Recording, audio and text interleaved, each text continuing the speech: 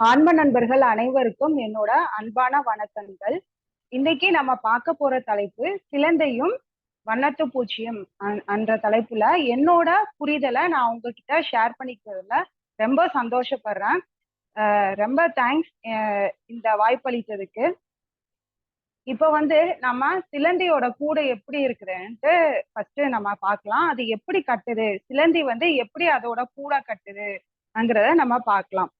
இப்ப அது சிலந்தி அதோட வாயில இருந்து சுரக்கிற ஒரு லிக்விட வச்சு அது வீடு கட்டுது. அதுக்கு தனியா சப்போர்ட் தேவைப்படுது. தனியா அதால கட்ட முடியாது. அதாவது ஒரு சுவரோ இல்ல ஒரு மரத்தோட கிளைகளோ ஏதோ ஒண்ணு அதுக்கு தேவைப்படுது. அதனால அது அந்த சப்போர்ட்டை யூஸ் பண்ணிதான் அந்த சிலந்தி வீடு கட்டுது. அது 4 பக்கமும் அதோட சப்போர்ட் அதுக்கு தேவைப்படுது. இந்த சைடு ஒரு நூலை எடுத்துட்டு அந்த சைடு இருந்து ஒரு நூலை எடுத்துட்டு எல்லா சைடு இருந்து எடுத்துட்டு அழகா அதை சுத்தி ஒரு அழகான ஒரு ஸ்பைடர் அந்த வெப் கிரியேட் பண்ணுது. அது பார்க்கவே ரொம்ப அழகா இருக்கும். அதுக்கு நடுவுல போய் அது வசிக்குது. அப்புறம் அதுக்கு ஏதாவது உணவு தேவைப்பட்டதுன்னா அந்த சைடு போற வர ஏதோ ஒரு பூச்சிகள் காத்துக்கு பட்டு அதோட கூட்டுல விழுந்துரும். அது அந்த பூச்சிகளை சாப்பிட்டு அது உயிர் வாழும். அதே மாதிரி அது ஏதாவது தன்னோட இரைய பார்த்ததுன்னா அதால டைரக்டா நடக்க முடிஞ்சாலும் அந்த கூடுல இருந்து அந்த சுரப்பிய வச்சு தொங்கிட்டே கீழே வந்துதான் அது அதோட இரைய எடுக்கும். அதே மாதிரி இது சிலந்தியோட தன்மை. அதுக்கடுத்து வண்ணத்து பூச்சியோட தன்மைய நம்ம பார்க்கலாம். வண்ணத்து பூச்சி ஃபர்ஸ்ட் முட்டையிடுது. அதுக்கப்புறம் ஒரு புழுவா மாறி அதுக்கப்புறம் ஒரு கூடு மாதிரி கட்டி அதுக்குள்ள போய் கொஞ்ச நாள் அதுக்குள்ளேயே வாசம் புரிஞ்சு அதுக்கப்புறம் ஒரு வண்ணத்து பூச்சியா அது வெளியில வருது.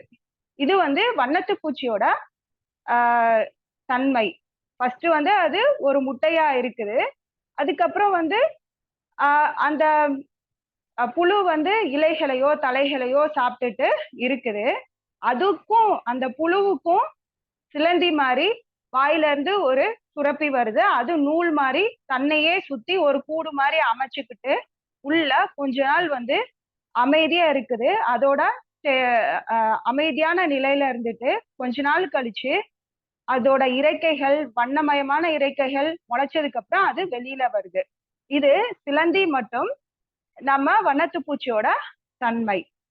இந்த ரெண்டை வச்சு என்னோட ஒரு புரிதல் எனக்கு ஏற்பட்டது. அது இப்ப நான் உங்களுக்கு சொல்றேன். அது சரியா இருக்கான்னு நம்ம எல்லாருமே பார்க்கலாம்.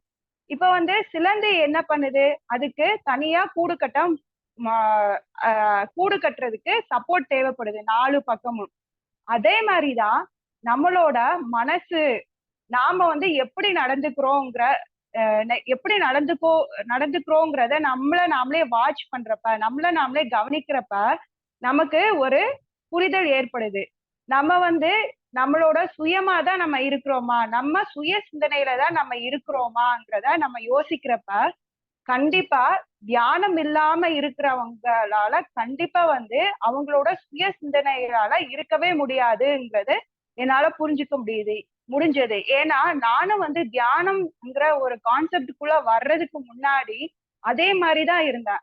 இப்ப ஒருத்தவங்க நம்மள விமர்சிக்கிறாங்க. அந்த விமர்சனம் அவங்களோட கருத்து. அந்த கருத்துக்குள்ள நான் போய் நுழைஞ்சு அதுக்குள்ள நான் வாழ்ந்துட்டு இருக்கேன். ஐயோ, நம்மள இவங்க இப்படி விமர்சனம் பண்ணிட்டாங்க.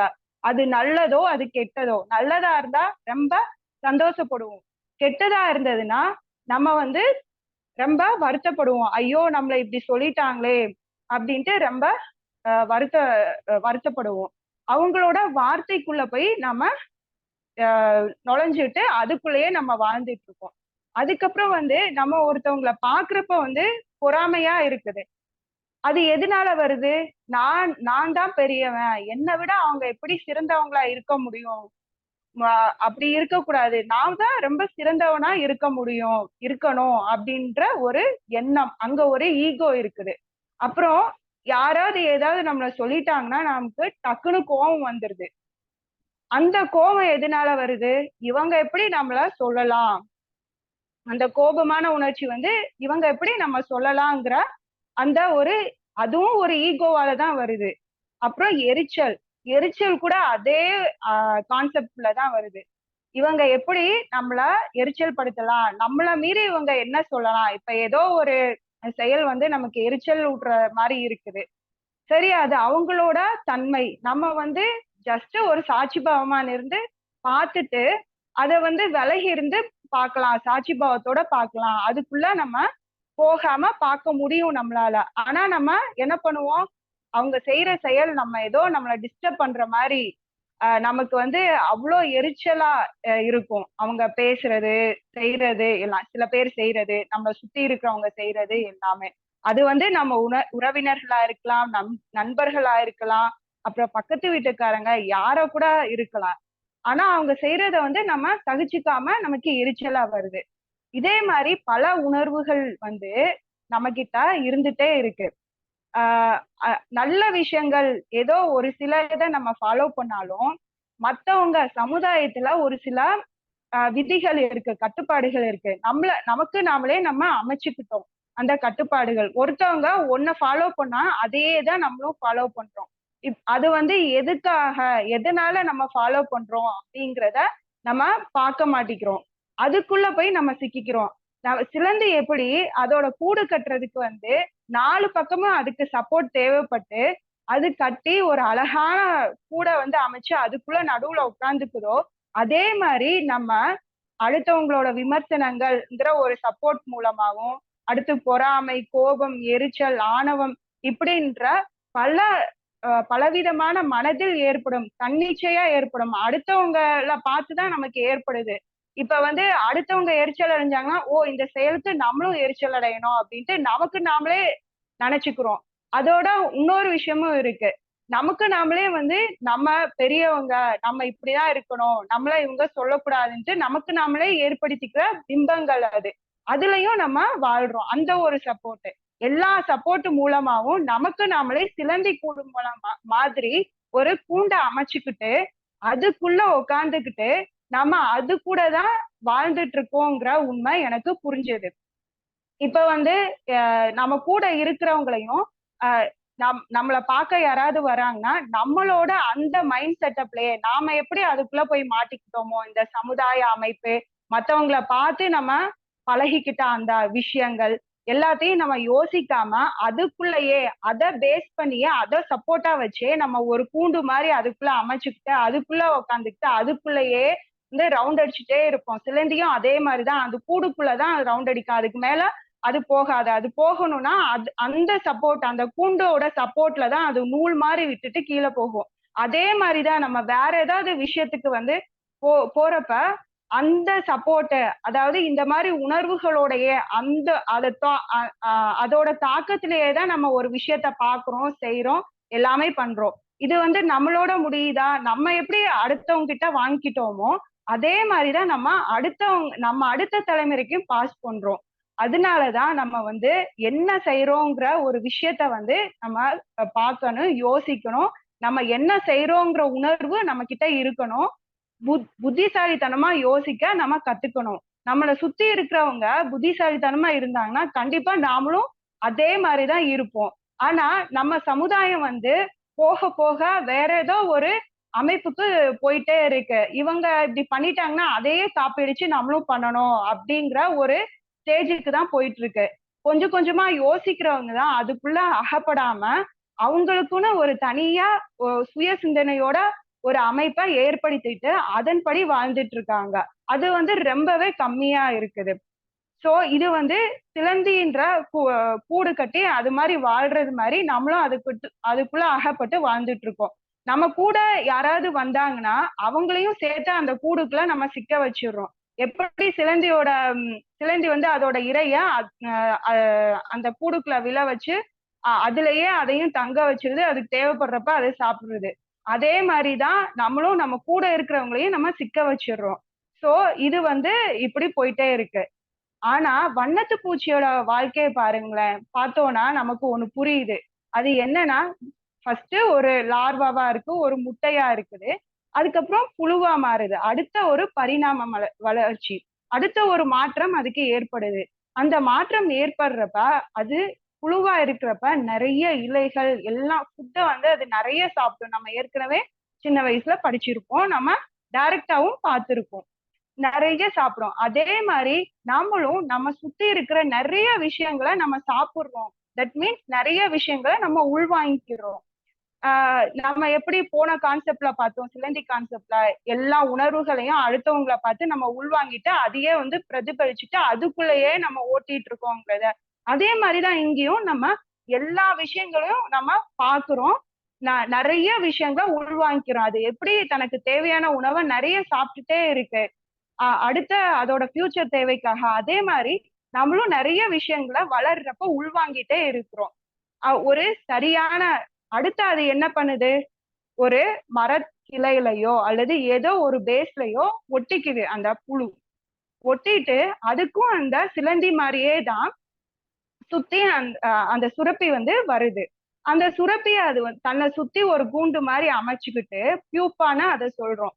அது கொஞ்ச நாள் வந்து அந்த ஸ்டேஜ்ல இருக்குது, அந்த பட்டாம்பூச்சியா மாறுற வரைக்கும். அதே மாதிரி நம்ம என்னென்ன விஷயங்கள் பார்த்தாலும் செஞ்சாலும் நமக்கு எது வந்து உண்மைய கத்துக் கொடுக்குதோ, எது சத்தியத்தை கத்துக் கொடுக்குதோ அந்த ஒரு அமைப்பை நம்ம தேடி கண்டுபிடிச்ச உடனே அதை விடாம புடிச்சுக்கிட்டு நம்மள நாமளே சுத்தி பட்டாம்பூச்சி எப்படி அதுக்கு ஒரு கூடு அமைக்குதோ அதே மாதிரி மனத்தின் வழியா நம்மளோட மனதோட உணர்ச்சிகள் வழியா நம்ம செயல்படாம அந்த உணர்ச்சிகள் வழியா நம்ம வந்து செயல்படாம அது எப்படி கூடு கட்டுதோ மனதுக்கு ஒரு தடை போட்டுட்டு எது நமக்கு நல்ல விஷயங்கள் தெரியுதோ, எது உண்மையோ எது சத்தியமோ அதன்படி நம்ம செயல்படுறதுக்கு நிறைய நம்ம தவம் புரியிறோம். தவம் புரியணும். தவம் புரியணும்னா என்ன, நிறைய தியானம் பண்ணணும். அதுக்கப்புறம் ஞானம் பெறணும். ஞானம் பெறதுக்கு என்ன செய்யணும், நம்ம நிறைய புத்தகங்கள் படிக்கணும். அப்புறம் நிறைய பேரோட அனுபவங்கள் கேட்கணும். நம்ம பிஎஸ்எஸ் மாதிரி ஒரு உண்மையை சொல்லி கொடுக்குற, ஒரு யதார்த்தத்தை சொல்லி கொடுக்குற ஒரு அமைப்போட நம்ம சேர்ந்துட்டோம்.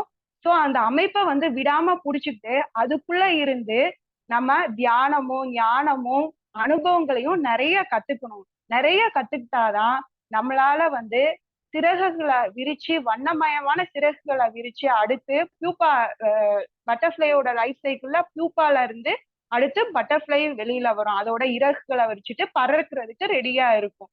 அதனால நம்ம வந்து ஃபர்ஸ்ட் நம்மளோட அந்த தியானம் எல்லாம் பண்ணிட்டு நம்ம அடுத்து இறகுகளை விரிச்சு பட்டாம்பூச்சிகளை பறக்க தயாராகணும். அப்படி தயாராகிறப்ப பட்டாம்பூச்சி பறந்து என்ன பண்ணுது, அடுத்து நம்ம எல்லாருக்குமே தெரியும் தேன்ல பூக்கள்ல இருக்கிற தேனை வந்து அது சேகரிக்கும், அதுதான் உணவு. அப்படி சேகரிக்கிறப்ப அது என்ன பண்ணும், மகரந்த சேர்க்கை நடைபெற அதுக்கு அது வந்து பூக்களுக்கு உதவி செய்யுது. அதனாலதான் நிறைய மரங்கள் செடிகள் கொடிகள் வந்து வளர முடியுது. பட்டர்ஃபிளைஸ் அப்புறம் தேனீக்கள் இது மூலமா தான் செடிகள் கொடிகளால அந்த ப்ராசஸ் பண்ண முடியுது. அந்த உதவிய அந்த செடி கொடிகளுக்கு பண்ணுது.